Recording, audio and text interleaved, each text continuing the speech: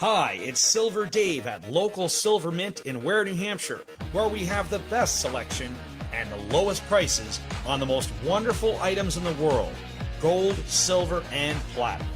This year, gold has already gone up 30%, silver 25%, and platinum 50%, and it's just getting started. If you haven't already been stacking precious metals, it's time to get going, and we can help. If you are new, don't worry. Our knowledgeable sales staff will help you select the best items to accomplish your goals. If you are already an experienced stacker, then you will love our selection and prices. Additionally, try our very own silver bin.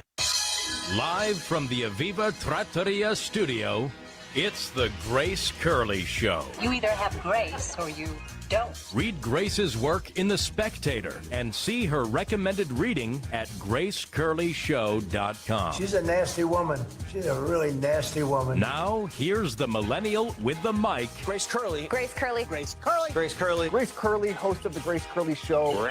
Grace Curley. Great! Welcome back. It is Mike Crawford filling in for Grace Curley. This is the Grace Curley Show. Happy Friday, everybody. I'm looking forward to this next guest we have on the phone right now. She is a retired family court judge. She's a very well-known advocate for children in the state. She's the reason we have this poll question today about the Harmony Commission. She's made some posts this week about a court hearing for an appeal. I'm not sure if everybody knows about Harmony, but Adam Montgomery just filed an appeal. There was an oral argument in the appeal of Adam Montgomery's murder conviction, which happened in New Hampshire. There's a Massachusetts angle as well to this. I want to welcome to the show Judge Carol Erskine. How you doing today, Carol?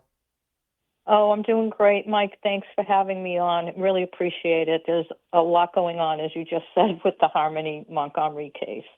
It's hard to keep track of it all. And what I love about your Twitter, your X, you keep us updated. You are such an advocate for children.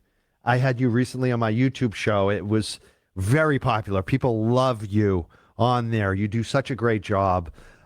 What is the latest on Harmony, and why do we need this Harmony Commission too? And tell us about Adam Montgomery, the appeal. Well, yeah, I'll start with the appeal, which was on Wednesday, the oral arguments. And as I think millions of people know, because it was such a high-profile case, Adam Montgomery was accused of murdering Harmony. But Harmony was in Massachusetts for 4 years and 8 months, and in a less than one-day trial, she was transferred to the custody of her father, who then moved to New Hampshire. And as you know, I wrote that story for people to understand what had happened in Massachusetts and just how the system failed her. Basically, how she was transferred to New Hampshire without an interstate compact home study and just left in the hands of a man who has a violent, very violent criminal record.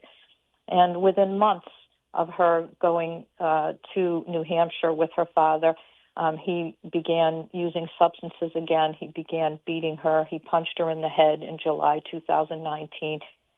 He isolated her from anybody on the outside, didn't let her go to school, didn't let her see doctors, and just abused her until they lost, the house was foreclosed on. They were living in a car, and Harmony, who was deathly afraid of him, was wetting her pants in the car, and he just, traveling down Elm Street in New Hampshire, just kept reaching his arm back, beating her in the head, punching her in the head over and over and over again until there was one time, as Kayla Montgomery testified to, where Harmony just moaned and stopped breathing. And at that time, he took her out of the car, put her body into an Under Armour bag, and then for 3 months carried her body around in different bags, leaving it in freezers and in ceilings. I mean, it's just a horrific story. And now he appeals his conviction. So, and that's where what the oral arguments were on Wednesday. How does he even appeal it? I mean, to me, this guy is such a dirtbag that he would even appeal it at this point. He knows what he did. Yeah, you have to understand, I think, just who he is, just a person who was always in control, even with the women in his life. I mean, he would choke Crystal Sorey, who's the mother of Harmony. He beat Kayla Montgomery. The trial showed her face bloodied and beaten and swollen around the eyes. I mean, he brutally treated Harmony. I mean, she was basically tormented in that house for months. But, he is a person who is extremely arrogant, very violent, has a 21-page or more, or 21 entries on his criminal record. I think that was before the murder case. And, one of the frustrations in Massachusetts is that not one of the attorneys in that courtroom put the criminal record into evidence so that the judge could know he had shot someone in the head during a drug deal, he had pushed someone out of a car, he had stabbed someone. None of that came in, and she ended up there. But, the appeal, like every person who's convicted of murder, there's an automatic right to appeal. And he appeals on 3 legal grounds, and that's what the arguments were about. He's asking the appeals court, the New Hampshire Supreme Court, to reverse his conviction on legal grounds, one of them being that the judge allowed them to hear the assault case from when he punched her in July, along with the murder case. He wanted it to be severed, and the state wanted it joined, and the judge allowed it to be joined. And so that's one of the arguments for appeal. So we'll see what happens. They'll take it under advisement for several months and hopefully uphold this conviction. How does that, you mentioned that criminal record not get included? How does the family court miss that? Is it the judge's fault? Is it the state's fault? Who's at fault? Yeah. How does that happen? It's a great question. It's actually the juvenile court, because the juvenile court actually is the court that hears the care and protection termination of parental rights cases. And so it was heard in the Essex County Juvenile Court. I sat in the Essex County, Worcester County Juvenile Court. But this was in Essex. And basically, Harmony had been bounced back and forth to her mother. Adam Montgomery was in jail when the case opened, when Harmony was born. And, the case just went on for 4 years and 8 months, way beyond what the standards allow for those cases. I mean, basically, those cases have to be heard within 22 months if a child is in foster care for more than 15 months. But basically what the state did, what DCF did, was they took Harmony from the mother for substance abuse issues. After a while, they put Harmony back, and then she was there for a few months, and then there was a substance abuse relapse. They took her out again, putting her back in foster care, then worked with the mother, and then put Harmony back.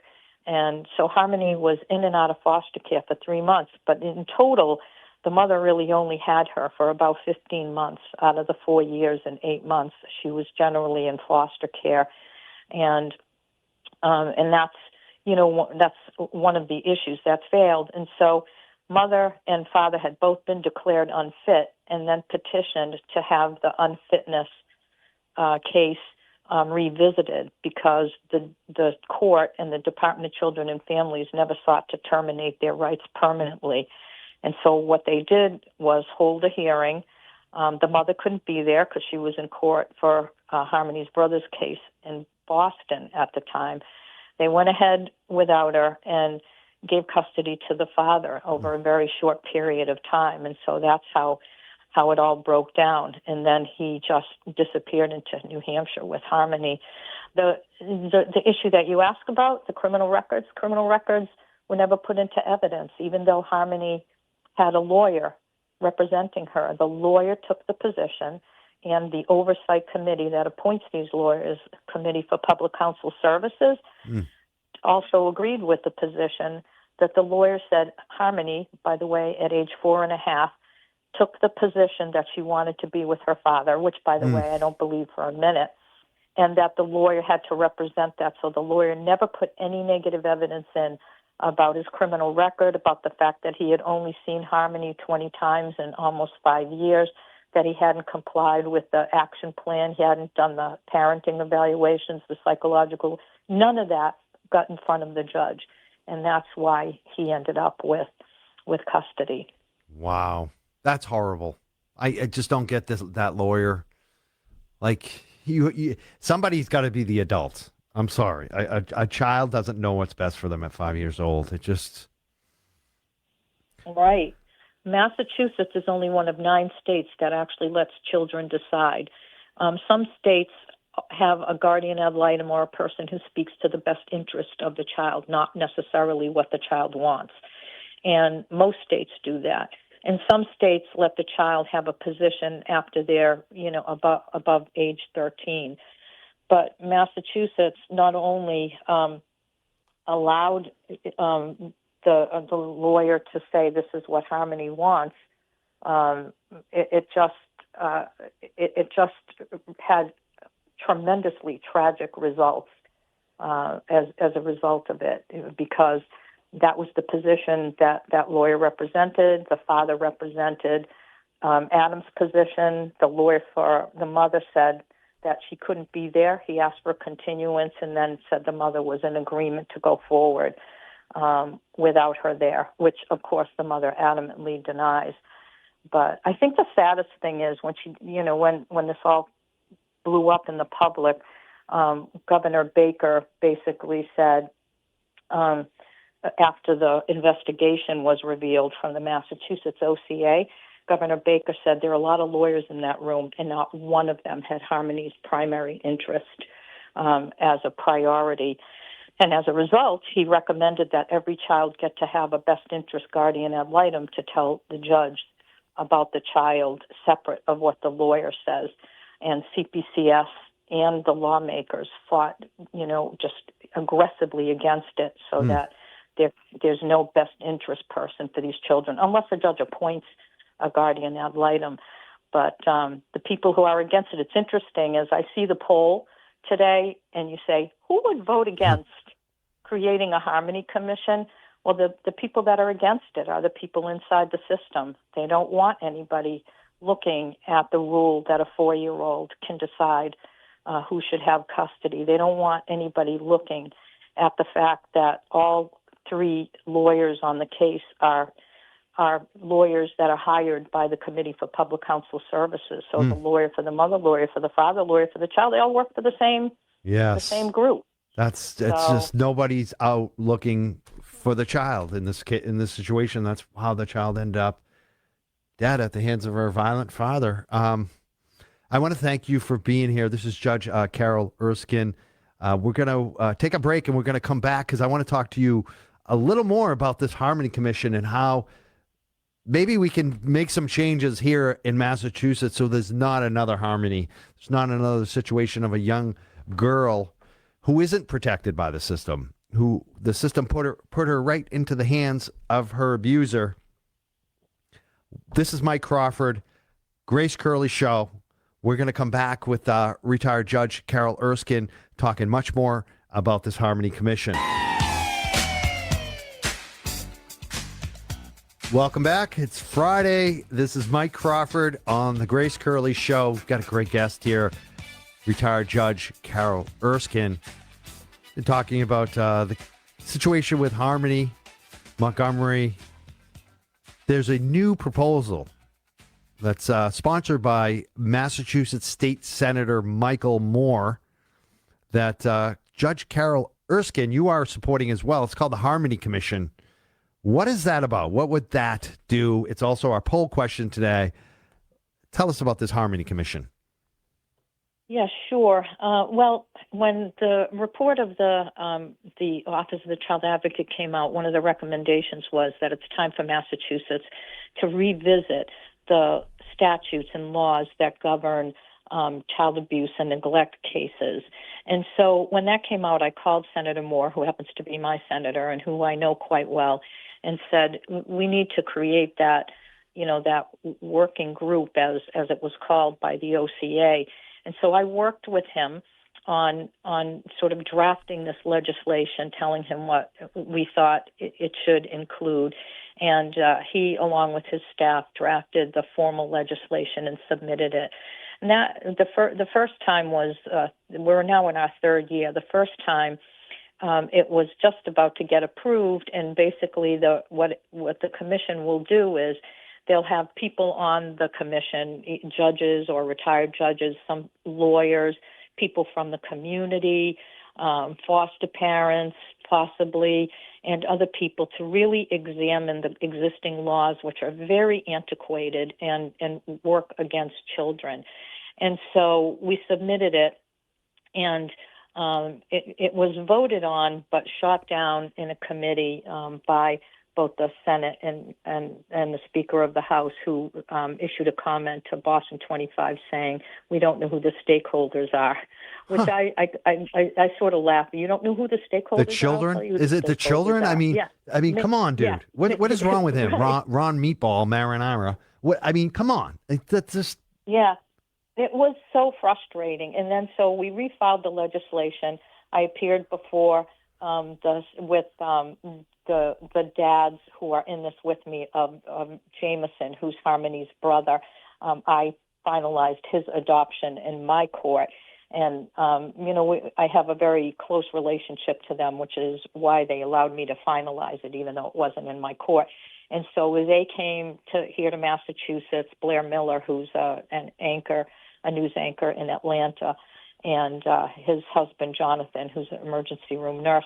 We've been in this together. We appeared before the joint House and Senate committee, waited for them to report it out. That was in September of 2024. They reported it out in June of 2025, of course, when it was too late to get it into the budget. So, again, the legislation's been filed. I appeared before the committee recently, of course, along with Senator Moore, who's been tirelessly in pushing this. They did report it out very recently, so we're happy about that. So we hope on that level the commission will be approved and people can look at the laws, the current laws, to say, what can we do to help children? But, there are people who oppose the commission, and many of them are literally from inside the Mass Trial Court itself, or people from Committee for Public Counsel Services who strongly opposed having a guardian ad litem on every case, and I think are, possibly in fear of having a committee recommend that.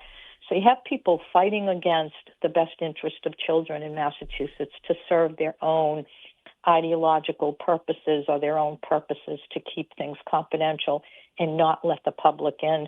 But I guess the last thing I'll say about it is people should look at the Harmony Montgomery case in Massachusetts, where the Supreme Court said it's about time for us to be public about the child welfare system. So that's what we're fighting for.